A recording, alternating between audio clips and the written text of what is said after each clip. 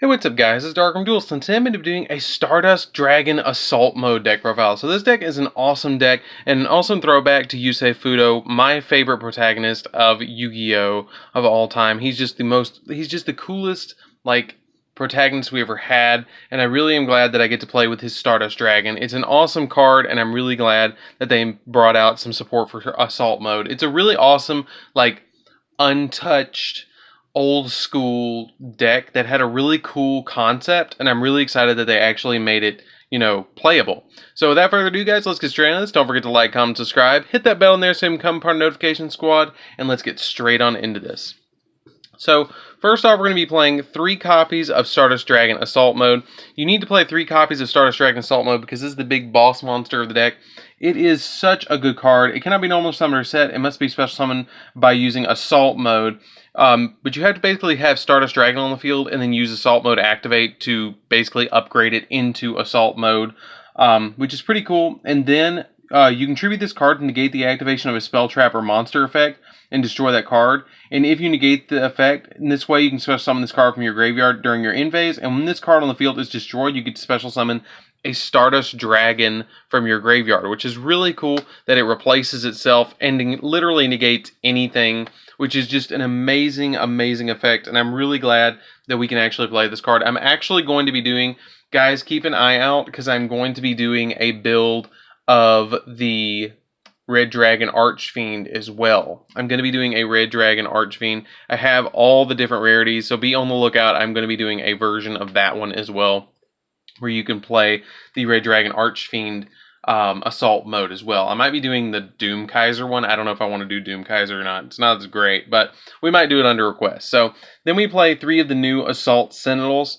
Assault Sentinel is the 2 cards that are like the new really good card is this card and the Assault Reflector.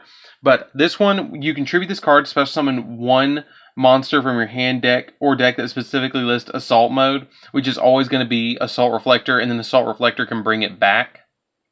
And then this also has the effect of that for the rest of the turn, you can special summon monsters except synchros. You can target one face-up monster you control, reveal a synchro monster in your extra deck, and if you do, the targeted monster's type and attribute becomes the same. But basically what you're really going to do is tribute it off to get the Assault Reflector onto the field, so you can actually start synchroing into Stardust and get Assault Mode face down, so you can start negating all your opponent's stuff.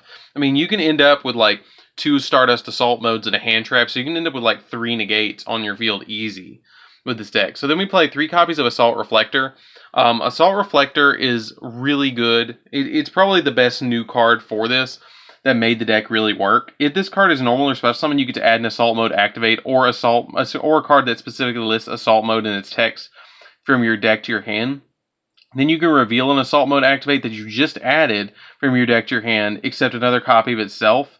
And then you get special summon from your graveyard 1 monster that lists Assault Mode in its text, and if you do, increase its level between 1 and 4. So you can increase it by 1 to 4, so you can synchro for 7s, you can synchro for 8s.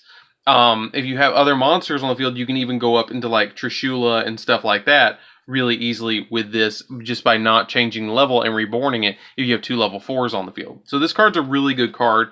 Then I play 2 copies of Assault Beast, because you can discard this card from your hand to activate, or to add Assault Mode activate from your deck to your hand. So it's a good card to get the Assault Mode activate from your deck to your hand. And with Assault, or with the Psi Reflector, you're gonna have 8, I think it's 7 or 8 different ways in the deck to get to it.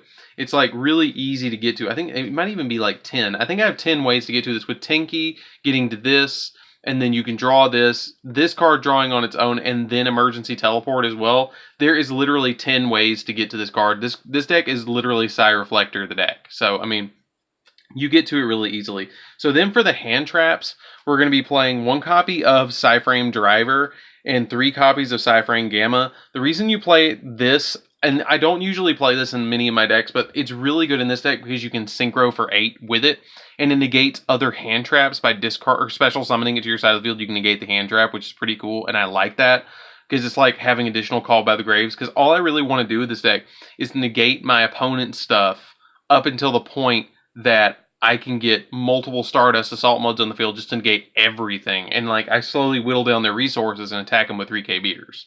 So we always really want to go first with this deck.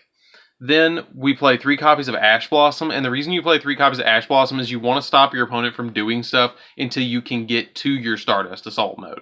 So that's it for the monsters, guys. Pretty self-explanatory. Basically, use this to get to this, synchro with this, or special summon this, make it a level 8, or make this a level 4, synchro these two together, make a Stardust, and then set face down an assault mode activate, and you're good to go. Because like if you can get this to your hand, you can get this, and then when this special summons itself, you get assault mode activate, reveal it, special summon this, go for make this level 4, and then synchro for 8. I mean that's it. That's all this deck does. It makes level 8s.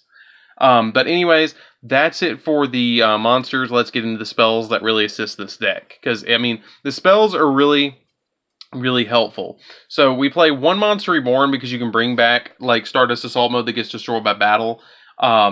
You can, well, I don't know if you can do that because I think it says it can only be special summoned by assault mode activate, but you can bring back other stuff like the Psi Reflector and stuff like that, so you can get more plays off. 1 for 1 because you can bring out, well, that's actually 11 ways to bring out the Psi Reflector so you can get more special summons. Emergency Teleport, again, this is just to get Psi Reflector on the field. Assault Mode 0, I just play 1 of this because you can tribute a Synchro monster, special summon an Assault Mode from your hand who's named originally. Basically, it's just like playing another Assault Mode activate, and then during your main phase, you can banish this card from your grave to set an Assault Mode activate directly from your hand or deck. So it gets you Assault Mode activate, additional Assault Mode activates, and it helps you get more Assault Mode monsters out on the field. I play 3 Call by the Graves. I don't even know if this is really necessary with the Psy-Frame Gear Gammas. I thought about dropping Call by the Grave and playing like 2 Effect Veilers and maybe like an Upstart to get deeper into my deck so I can play a 39 card deck. I really thought about dropping Call by the Grave in this deck.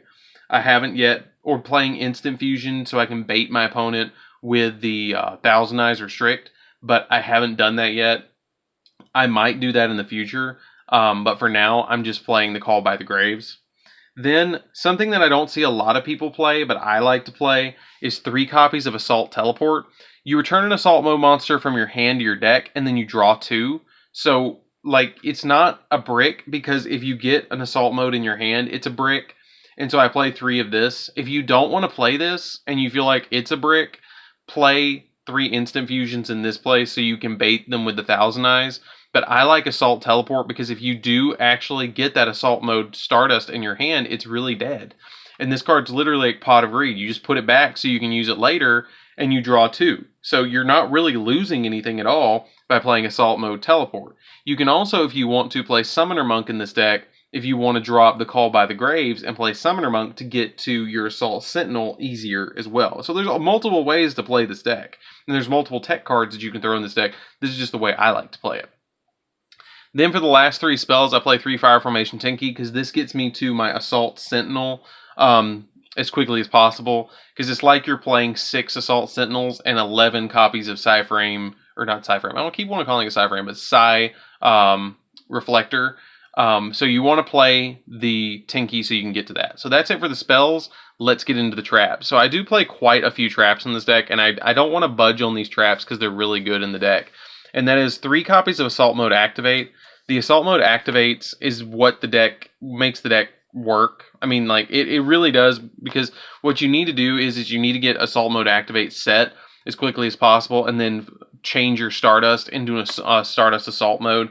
Basically, just tribute an Assault Mode monster, or tribute a Synchro monster, to special summon an Assault Mode monster whose name is included in the Tribute monster's name, which is always going to be Stardust because we don't play any of the other ones. You can play, if you want to, 1 copy of the Assault Reboot, so you can play Assault Halberd, but I did not play Assault Reboot in my build.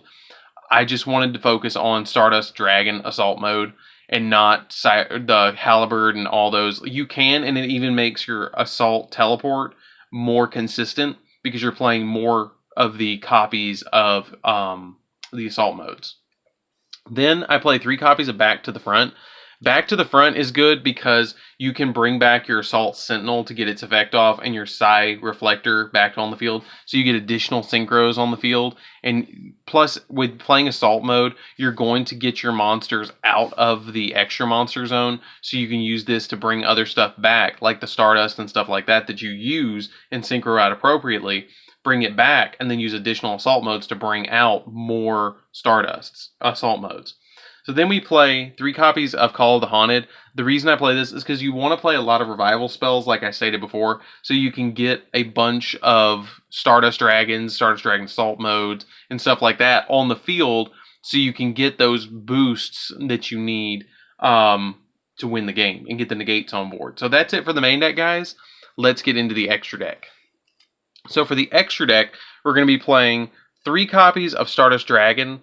I play the original print ones. You can play the alternative artworks. The other alternative artworks are really awesome, but since I was playing in 5D's era, I really wanted to play the original print because I kept seeing Yusei summon this in the 5D's arc, and it was amazing, and I loved that show. It's probably my favorite besides the original Duel Monsters. I know everybody says this, but Duel Monsters and 5D's are the bread and butter of Yu-Gi-Oh! And Stardust Dragon is just such an awesome card. I remember playing, actually, Starlight Road in my Black Wings back when I was built Black Wings, and would flip like Torrential Tribute, attempt to blow my board, and then special summon Stardust back in the day, just so you could summon it. And I would actually summon this particular Stardust. I had this one.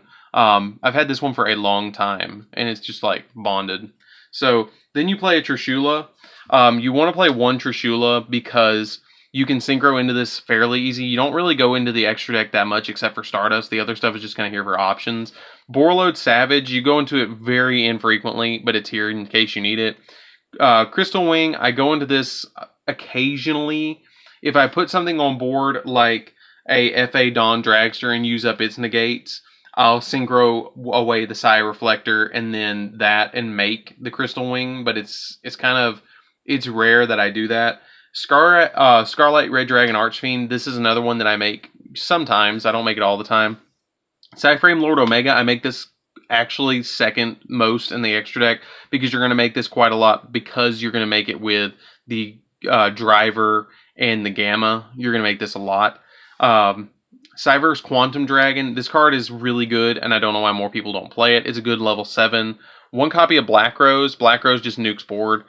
FA Dawn Dragster for the negates, Phoenix because it pops back row, Cerberus because it pops monsters, Beat Cop for the arrows, and then Linkuriboh just in case you want to synchro or link away one of those cards, one of those Psi Reflectors, if you have like an extra one on board or something like that and you can't get another synchro off, you have the Linkuriboh as an option. Because you kind of, like I said, you're just really focusing on getting the Stardust Dragons out mainly, and maybe Gamma every so often. The rest of the stuff is just utility that you can get out for situations to handle situations. So that's it for the deck, guys. I hope you enjoyed this one. It's a really fun deck. It's really easy to build, and it's actually really cheap. And it's just a really, I mean, you can build this deck for probably, I don't know, maybe, I would say less than, probably in the main deck, less than $40. And the extra deck, maybe, if you just got 3 Stardust, you could build the extra deck for like $6. So, I mean, it's cheap. You don't even need the rest of the extra deck. You can just play the 3 Stardust and be okay and survive. So, anyways, guys, this is DarkArmedDuelist. Don't forget to like, comment, and subscribe. Tell me what you think of this video down in the comments down below, and I will see you guys in the next video. Hit the bell in there so you can become part of the notification squad, and I'll see you guys in the next one. See you around, guys.